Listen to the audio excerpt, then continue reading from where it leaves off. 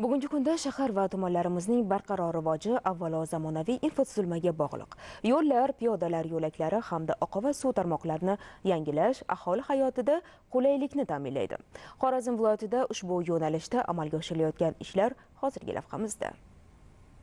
Oxirgi yillarda Xorazm viloyatida keng ko'lamli qurilish va obodonlashtirish ishlari natijasida hududlar infratuzilmasi yaxshilanmoqda. Yangi yo'llar barpo bo'lyapti, mavjudlari ta'mirlanyapti, piyodalar yo'laklari barpo etilib, aholining xavfsiz harakatlanishiga ahamiyat qaratilmoqda. Kanalizatsiya tizimlarining yangilanishi tozalik va ekologik xavfsizlikning muhim kafolatidir. Ayni kunlarda Urganch shahrida O'zbekiston Respublikasi Vazirlar Mahkamasining 2020-yil 14-apreldagi Yevropa tiklanish va taraqqiyot banki ishtirokida Xorazm viloyatining kanalizatsiya tizimini rekonstruksiya qilish va qurilish loyihasini amalga oshirish chora-tadbirlari to'g'risidagi qaroriga asosan oqova suv tarmoqlarini bunyod etish ishlari olib borilyapti.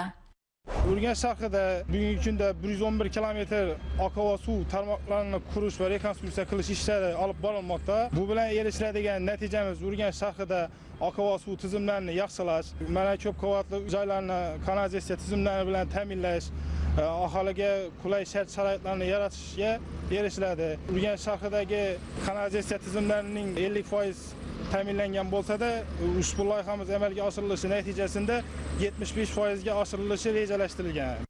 Shuningdek, bu yerda Urganch shahri va Urganch tumanini bog'lovchi asosiy yo'l ta'mirlanib, yo'lning ikki tomonida piyodalar va velosiped yo'lakchalari qurilyapti. Aholiga qulaylik yaratish hamda harakat xavfsizligini ta'minlash maqsadida umumiy foydalanuvdagi davlat ahamiyatini ega 219 Urganch shahar aylanma avtomobil yo'lini 8,5 kilometr, ya'ni 2,5 kilometr qismida ta'minlash ishlari davom qilmoqda. Urganch shahar bilan Urganch tumanini bog'lovchi mahalliy ahamiyatdagi avtomobil yo'limizni ham ta'minlash ishlari dasturida asosan shu yangidan qoplama yotqizish hamda tungi chiroqlar o'rnatish ishlari amalga oshiriladi.